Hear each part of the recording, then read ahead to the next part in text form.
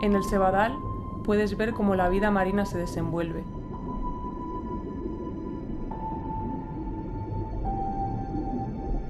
Pasear como lo harías por una pradera en la tierra. Y disfrutar con el baile de tonalidades verdes de sus hojas al moverse con el vaivén del agua.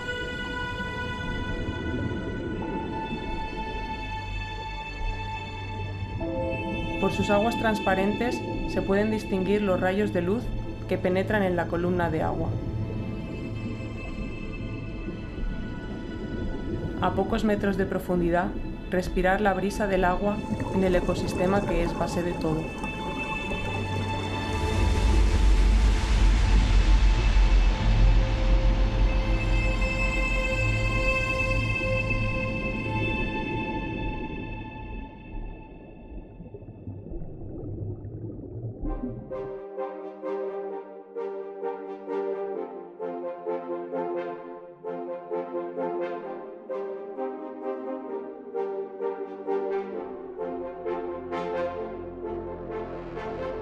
El sebadal es, como se denomina en las Islas Canarias, a las plantas marinas que forman praderas, nacen en fondos de arena y este ecosistema es de vital importancia, de hecho está protegido a nivel europeo, regional y nacional. Las funciones y servicios ecosistémicos del sebadal son tantas que yo creo que todavía no se han descubierto cuántas hay. Retienen dióxido de carbono de la atmósfera, generan oxígeno. Las raíces del sebadal son capaces de retener esa arena de las playas, con lo cual evitan la sedimentación. Realmente son uno de los motores del océano, podríamos asemejarlo a lo que son los corales en los trópicos. En el sebadal encontramos especies como el tiburón angelote, las mantelinas y otras especies que también se encuentran en peligro de extinción, como las tortugas. Las tortugas verdes se alimentan del sebadal y pasan gran parte de su tiempo en este ecosistema. Es refugio y alimento para numerosas especies, por tanto es sustento de biodiversidad. Entre estas especies encontramos especies de interés pesquero, por tanto el sebadal es también muy importante para el sector pesquero. Y por otro lado también es muy importante para el sector de la industria del turismo, porque en él se desarrollan actividades como el buceo, el snorkel y proporciona un ambiente que es requerido por muchos turistas.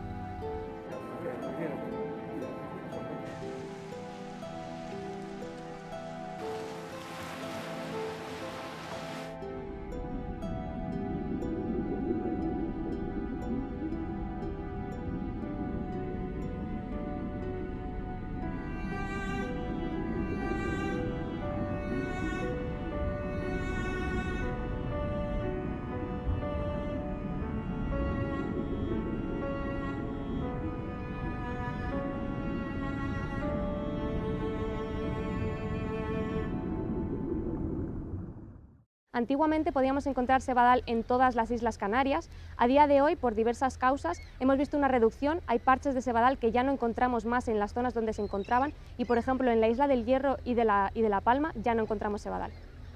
Está claro que el sebadal ha disminuido de manera concreta. Hay una de las formas más claras es conocer antiguos buceadores o antiguos pescadores que decían que en una zona de la isla antes habían parches de sebadales y ahora no encontramos ni un solo ramillete. Soy murciano, pero llevo 35 años aquí en Canarias, en Tenerife sobre todo, aunque conozco también todas las islas, las conozco más debajo del agua que encima del agua.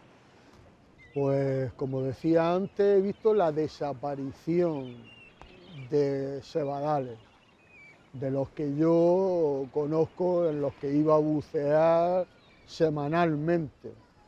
Se veían grandes sebadales en la época de los años 80, años 90, pero paulatinamente se han ido reduciendo hasta llegar hasta la desaparición por completo.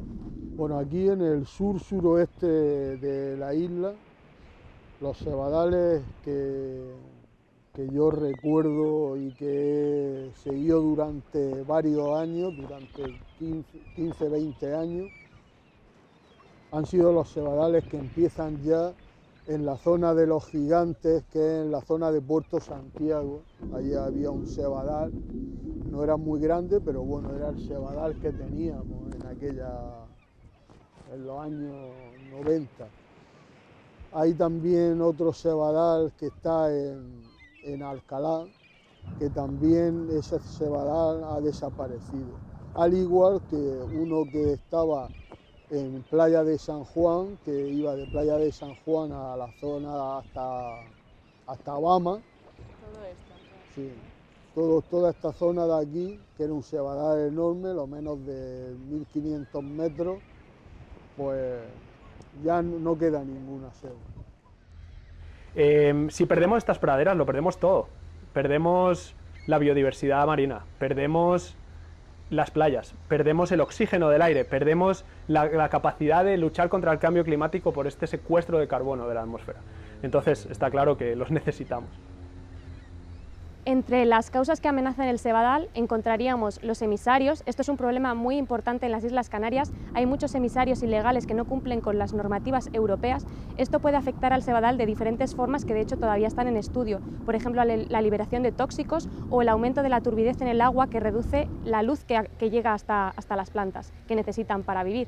Se habla del cambio climático como la causa fundamental, pero el cambio climático alberga todo, ¿no? O sea, se puede hablar de cambio climático, pero tendríamos que hablar de la presión costera por aguas residuales, podríamos hablar de la presión costera por sedimentación y contaminación por medio de la construcción. Podemos hablar de la presencia de especies invasivas que pueden venir de otros lugares del mundo a lo largo del tiempo. Y sobre todo podemos hablar de la falta de consideración muchas veces de las embarcaciones que tiran anclas. Hay técnicas pesqueras que erosionan el cebadal y lo destrozan a su paso, como son las nasas y el palangre de fondo. Y otras prácticas como por ejemplo los fondeos incontrolados y el buceo no respetuoso. Se estima por estudios de algunas organizaciones que del 50 al 60% de las praderas marinas de las Islas Canarias han desaparecido. En el caso de Gran Canaria se habla de más de un 60%, en Tenerife de un 40%. Ya estamos en un escenario bastante preocupante y nosotros en nuestro tiempo de trabajo, en este proyecto que ya son 3 años trabajando en el estudio del cebadal, ya hemos visto como algunos parches empiezan a mostrar fragmentación, que es como el primer síntoma de que el parche está desapareciendo.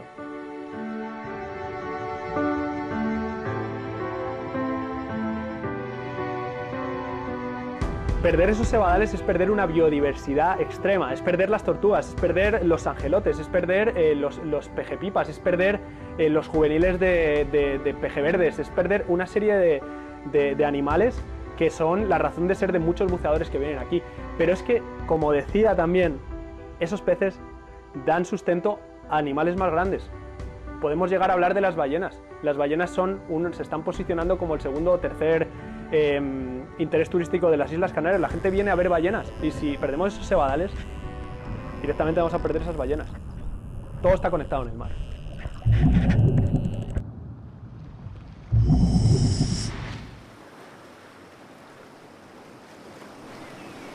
Soy de aquí de Tenerife, más concretamente La Laguna, y bueno, desde chinijo pues he estado siempre metido en el agua, me encanta el mar, ¿no?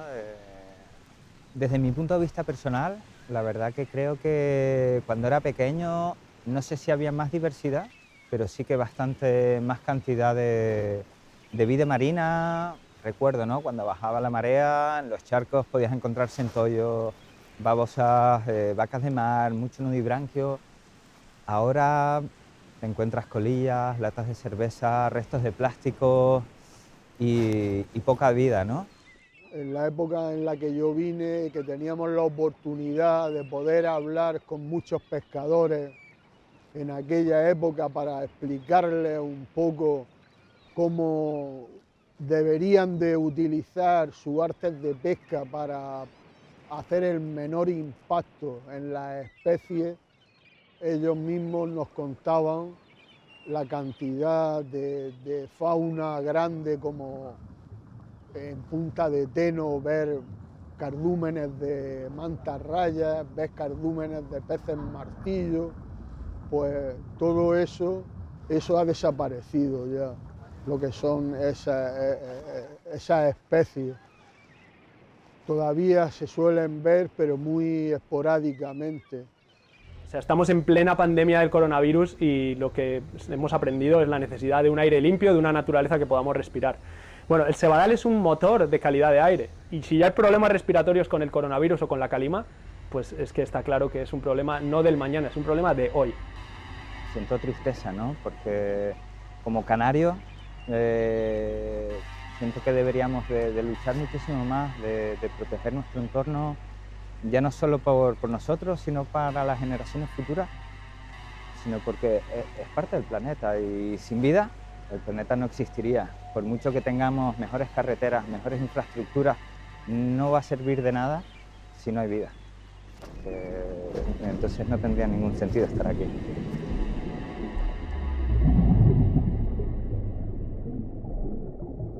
A día de hoy, el ecosistema del Sevadal está protegido, pero es necesario aumentar el seguimiento de estas normativas. Además, hay acciones que todavía se pueden llevar a cabo, como por ejemplo establecer bien cuál es la cartografía, cuáles los sitios donde encontramos Sevadal, para limitar el fondeo y limitar técnicas pesqueras dañinas para este ecosistema. Se pueden hacer esfuerzos de restauración estudiando los sitios óptimos para el crecimiento de esta especie, elegir los lugares donde podría revivir.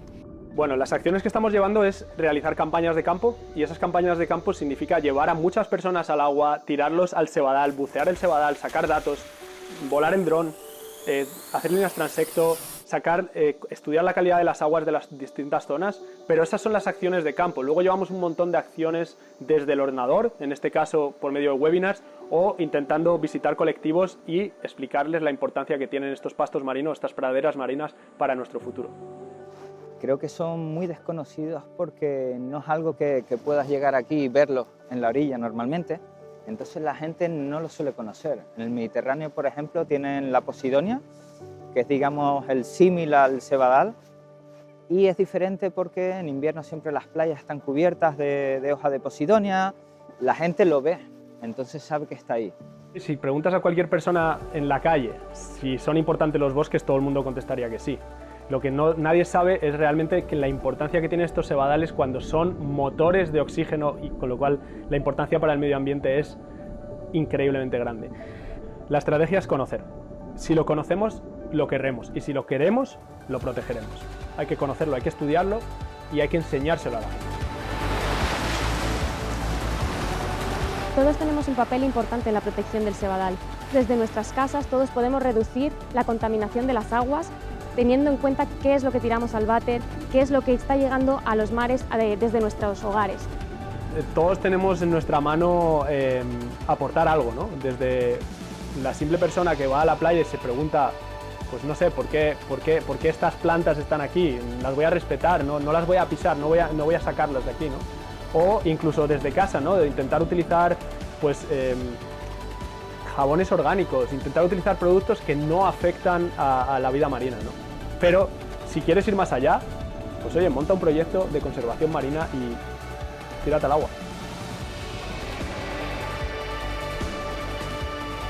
Poniendo cada uno nuestro granito de arena, exigiendo a los gobiernos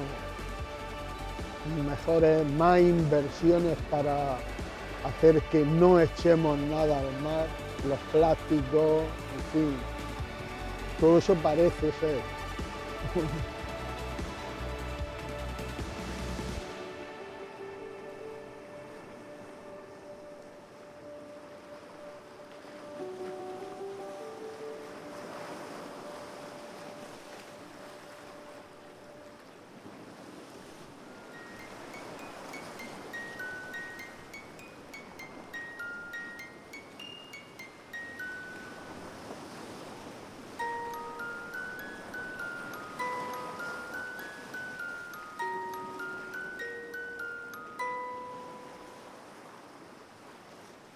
Siempre un día de agua es reconfortable para el físico y para la mente, ¿no? El agua cura todo. Sí.